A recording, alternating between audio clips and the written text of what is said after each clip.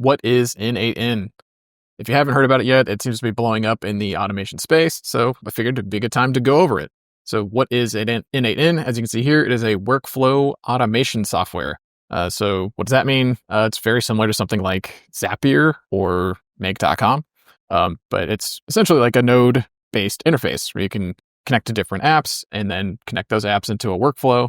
It looks like, actually, just from looking at this from the beginning, it is much better at allowing for custom flows. Make.com and Zapier are a little bit more strict as far as going sequentially. But this looks like it gives you some more, gives you a few more options to be able to split out the route. So so it's a node-based workflow automation platform. But I think one reason why this thing is blowing up right now is definitely because of the cost. So starter $20 a month is really not too bad. 2.5 workflow executions is a decent amount. Only 5 active workflows is a little low. So let's jump over to something like make.com. Make.com, you can get started for free. You get 1,000 operations. So this is giving you 2.5 for 20. They're giving you 1,000 for free. So you are able to just jump into make.com for free right away. And then for a lot less, you get a lot more operations, which is good. Same with something like Zapier. A lot of workflow automation plans here. You can also start for free, much like make.com, $20 to $60 a month, and then your automation flows start to go up. Unlimited zaps, premium zaps. Okay, so they restrict which ones you can actually get to. So part of it is pricing. But a big thing that makes N8n stand out right now is that it is open source. So you can actually go to GitHub and you can download the same software that you would be paying them to run on their website.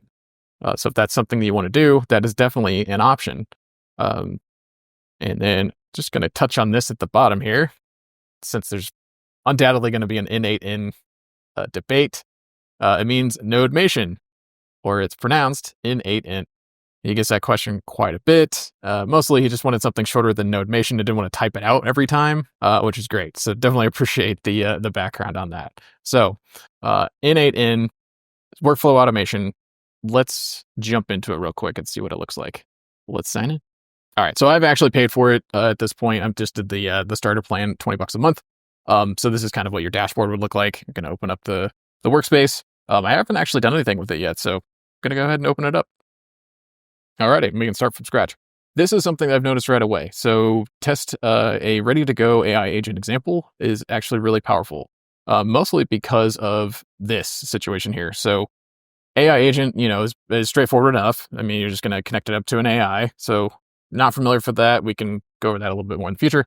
So right here, you would select your AI model. ChatGPT would be an example of that. So you connect up to your ChatGPT, but a lot of times you need to give some data to that ChatGPT to specialize it to whatever the purpose is you're trying to do.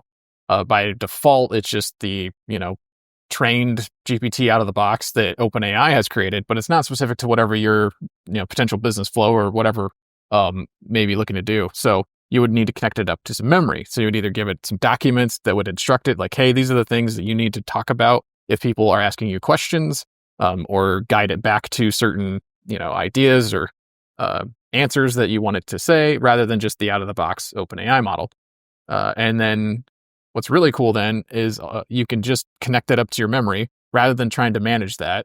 One way that you can do that is creating like these massive flows that if anytime somebody sends a message, send it to OpenAI.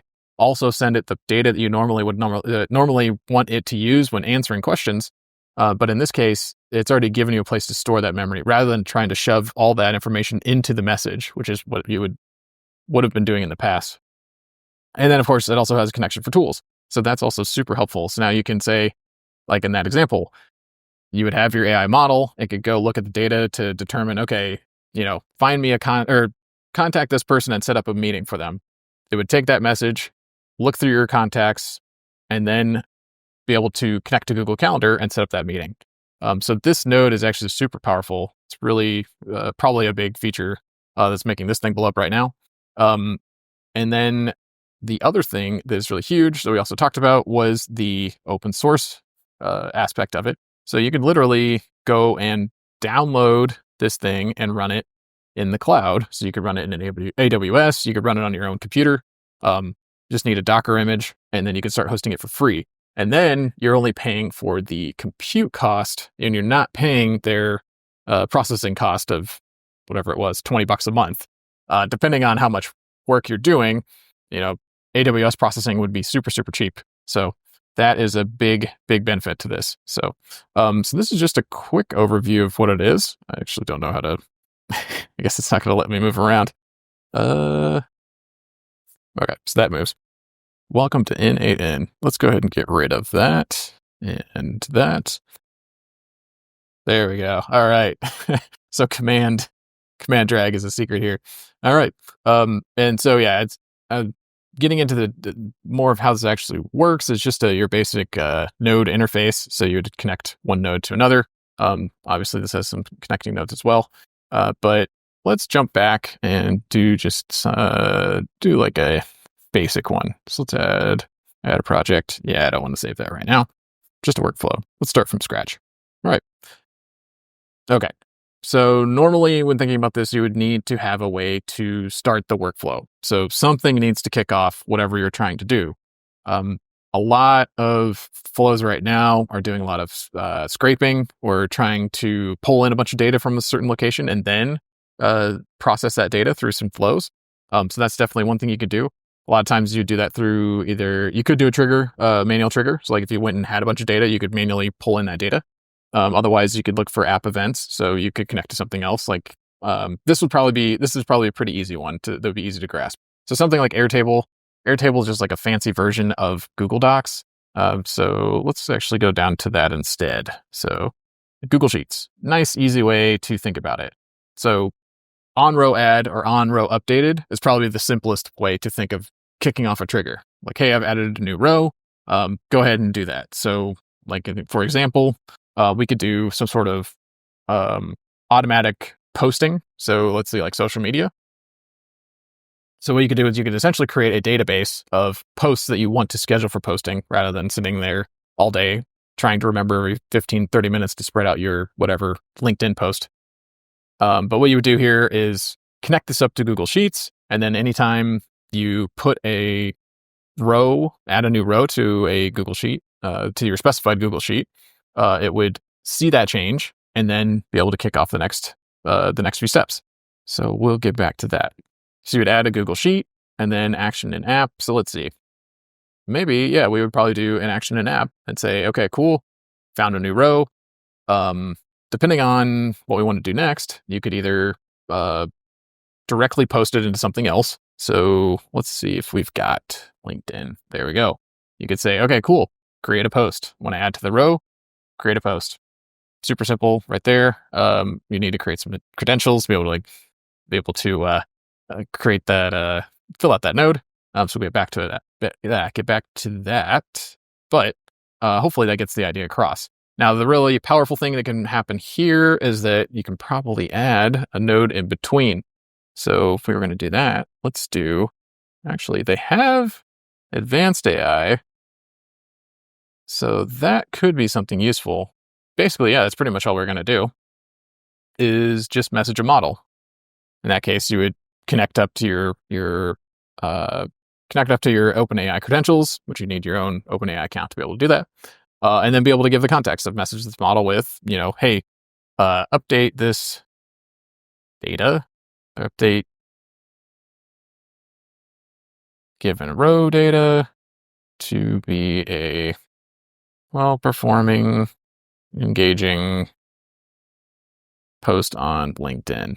So something like that. Do a little bit of prompt magic to get something cool there.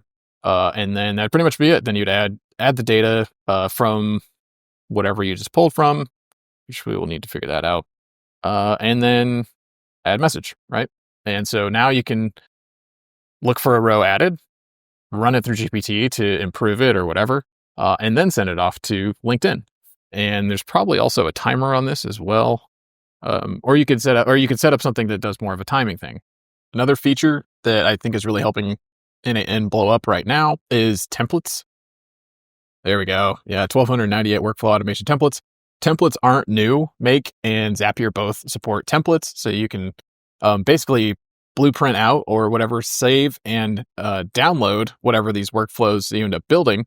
And then once created or once turned into a template, you can then share them. So there's entire communities built around, creating templates, sharing templates. Then there seems to be a pretty big business for selling templates as well. So you could go and offer these automations to other businesses that are just looking to automate some of their workflows.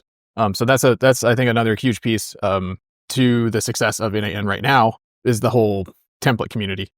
So on top of that, then you have the open source capability, being able to run it in the cloud at your own price, being able to share workflows. So a bunch of different reasons for why this has gotten really popular recently. This is basically what N8n is. It's just your node-based connector. Some have called it, I guess, digital glue, which is kind of a cool way to think about it, but it's a way to connect different apps together and not have to write a bunch of code to do that. So speaking of code, I am a software engineer. I've been a software engineer for 13 or so years now. So that's definitely my bread and butter, but I really like these kinds of tools because a lot of code you don't need to rewrite. A lot of times when you're writing code, you're just writing chunks of things that people have already written, and there's no need to reinvent the wheel. So tools like this are super great for just being able to connect things up, especially when having to deal with authentication, because that's always a pain. But if you want help, I'd be happy to help. I'm going to be doing more tutorials like this, and we'll be building way more complex things than this. So stay tuned on that. If you have any other questions or ideas for tutorials you'd love to see, go ahead and let me know. Thanks for watching, and I will see you in the next one.